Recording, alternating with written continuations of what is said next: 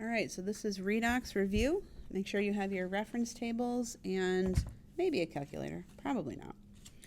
All right, so before we get started, let's remind ourselves of Leo the Lion says grr. Leo the Lion stands for loss of electrons is oxidation, and gain of electrons is reduction. When you gain electrons, your charge is reduced. When you lose electrons, that says E minus, I'll make it electrons. When you lose electrons, your oxidation number goes up. All right, what is the oxidation number of carbon in NaHCO3? So remember, the sum has to be 0. So when we add them all up, it's going to be 0. So we need to go to periodic table, which if I go to mine, it's going to be sideways. So let's just have you go to yours. So the first thing I'm going to do is I'm going to assign anybody who doesn't have many choices. So Na is a +1. H, although it does have 2 choices, I'm going to use +1. So right now I have a +1 and a +1. C, again, many choices. O, -2. But there are 3 of them, so right now we're at -6. So right now we have a -4, which means carbon has to be +4 to cancel it out. So if it does, and I go to periodic table and I check and it does indeed have a +4, that works. All right, number 2 is an exception. So not going to be on the reagents, but I'll talk about it anyway. It's in a peroxide, which is choice 2D. Not on the reagents, so if you didn't understand that one, don't worry about it. What is the oxidation number of iodine in that thing? So K is a +1, I, many choices, O, -2, but there are 4 of those. So that's -8 + 1, which gives me a -7, which means I'm going to need a +7, which I have. I'll clean that up. What is the oxidation number of hydrogen in this thing? So calcium has to be +2. So hydrogen has to be a -1 in this case. And once again, this is an exception. So you can not, it's not on the region, so you can ignore it.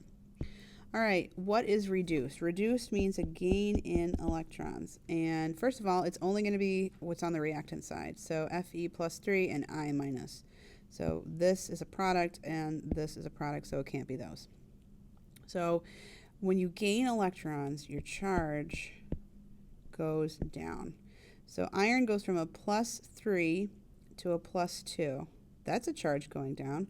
So Fe +3 is our choice. Yes. The iodine goes from a -1 to a 0. That means the charge is going up, which means losing electrons. During which process does an atom gain 1 or more electrons? That's called oxidation or reduction. So then we just need to remember, gain of electrons is reduction, choice B. Oxidation-reduction reactions involve something with electrons, because changing protons changes your identity. Do they share or do they transfer? They transfer, the gain and loss. Which change occurs when platinum +2 is reduced? Reduce means gain of electrons. When you gain electrons, your charge goes down, oxidation number decreases, and you gain electrons. So the PT +2 gains electrons and the oxidation number decreases. All right, what happens to manganese? So I could assign everything, or I could just focus on manganese. So again, oxygen has 1 charge, it's -2, so overall -4. Manganese has to be +4 in this case. Over here, chlorine's got to be -1, because it does have to be minus, and that's the only choice that is minus. So -2 overall, so manganese is +2. So we go from +4 to +2, so it can't be those. And what does it mean to go from, +4 to +2? Well, your charge is going up, which means, no it's not. Your charge is going down from a 4 to a 2, which means you are gaining electrons, which means it is reduction. Sorry about that.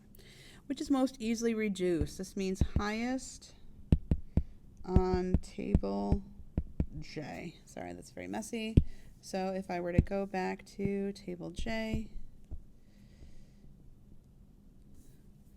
I'm going to get rid of that because I don't know what we got here. Most easily oxidized, we have zinc, magnesium, cobalt, and calcium. So zinc, magnesium, cobalt, calcium. Calcium is the highest on the list, which means it's the most easily oxidized. So here it is. That would be the cobalt, which is choice C. Oxidizing agents. Agents are not on the region, so it's not going to be a huge deal, but oxidizing agents help others oxidize. And they help others oxidize by themselves being reduced. So themselves gaining electrons. So who gains electrons? Lead goes from a 0 to a +2, so that's not it. Silver plus to 0, yeah, that's a gain of electrons, so it has to be the Ag plus. Again, none of these can be the choice because they're the products. Again, reducing agents not on the regents. Reducing agents are oxidized, which is a loss of electrons. So once you assign those, who lost electrons? It would be the zinc solid. Which is the reduction of an iron +2. First of all, this is not iron +2, and neither is that. So you have to start with that. Reduction means a gain of electrons, and so part A shows you losing electrons. Part B does show the gain. So that's that one. Reduction of a potassium ion. These are not potassium ions, and reduction is a gain of electrons. So which of these shows a gain? This goes from a +1 to a 0. That's a gain. This shows a loss. So choice A. Which correctly represents reduction? Again, we got gain of electrons, which means electrons have to be on the reactant side. So when you gain electrons, your charge goes down. So +3 - 3 gives you a 0. That's your choice. Let's just take a look at the last one. +2 plus electrons becomes +3. That's not how it works. All right, so we have a reaction. What happens to copper? So we can focus on just copper when we assign oxidation states. Over here to the left, it's a 0. I know it would have to be +2 because this 2 is crisscrossed up.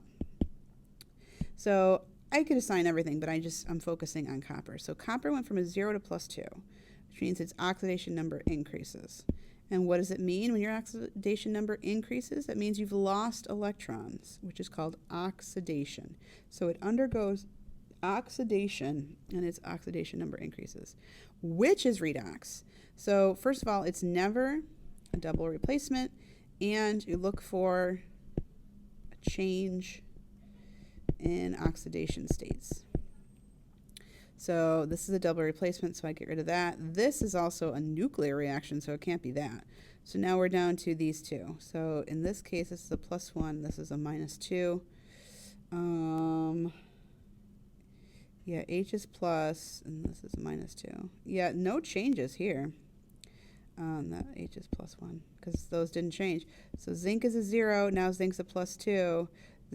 Tin is a +4, yeah, it's got to be C, the only one that has change. All right, same with 18, so double replacement is no, double replacement is no. Fe is a 0 all by itself, sulfur is a 0. Over here we've got to be +2, -2. Sulfur has to be -2, so the iron is a +2. So there we have charges changing. So 18 is C. I don't even need to identify number, part D. Another redox reaction, no more doubles. That's not a double, sorry. This is a double replacement. So now it could be B or D. So, and I could do part B, but I'm looking at D and I see I've got a singleton who's now in a compound. And I've got hydrogen who is in a compound who's now 0. So that indicates to me a change. So I'm just going to go with that. Which metal is more active than hydrogen? So if I go back to table J, who is more active than hydrogen? Probably everybody. Silver is not. Gold is not. Copper is not. So it has to be the lead. See how it's above hydrogen?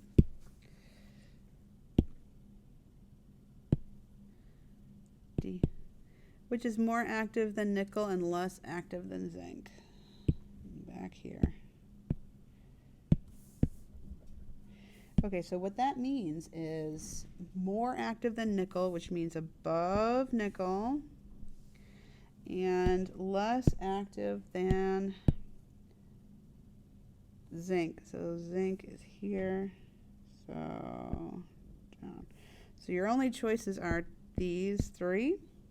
So copper is down here. No, chromium is probably your answer. Magnesium, too high, and lead is too low. So it is indeed chromium for that one, which is B. Conservation of charge means the same charge on both sides. So I'm going to assign everybody a 0 who needs a 0. In part A, we have an overall -1, and the right side is a +1, so it can't be A. On part B, +2 -2 is 0, and the products is also 0, so that's our choice. Reduction half reaction, gain of electrons. So who shows a gain? Well, these two are losing. So +1 plus an electron becomes 0. Yes, it's part A, because this shows a gain of electron. Oh, hold on a second. Oops. I made a mistake. +1 plus electron. 0, 0 plus 2 electrons. Oh, see, C is also a gain, but it's not balanced. See, it got me. 23 should be A. Yeah. C is a reduction, but it's not balanced. When an equation is balanced, it must show conservation of charge, but not mass. Nope, mass but not charge. Both charge and mass. Yes. All right. Coffee time. Given the balanced reaction, when the iron atoms lose 6 moles of electrons, how many moles of electrons are gained? It has to be the same. No math to do at all. Which redox equation is correctly balanced, which means mass and charge? So let's see. I'm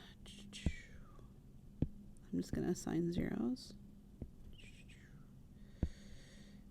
Okay. Part A. So this is a +6. So this side is a +6. This side is a +6. But look, so charge is good, but mass is not, because this has 3 irons. This has 1 iron. Our mass is wrong. Part B.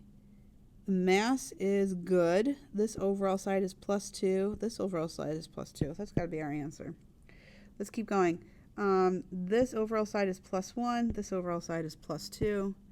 This overall side is 0. This overall side is +1. So that's not going to do it. All right. Oxidation and reduction in a half cell. In a half cell, oxidation and reduction happen at the anode. No, okay. So now we need to remember fat, red, cat, 8, and anorexic ox. Okay, so they cannot both occur at anything. Oxidation is at the anode, an-ox, and reduction is at the cathode. Yes, part C. During the operation of a voltaic cell, the cell produces chemical electricity spontaneously because no battery is required. Which energy changes in a voltaic cell? Chemical creates electrical. Which is true for any electrochemical cell. Oxidation is always at the anode. Yeah, an-ox. When a voltaic cell operates, ions move through. No, ions. Be careful. That's the salt bridge. Yeah. How does the flow of electrons go? So who is the anode? Who is the cathode? So we've got zinc and copper. So if you go back here, and I made a mess of this. Zinc and copper. Zinc is here, copper is here. So zinc is more easily oxidized. So this is the anode, and this is the cathode.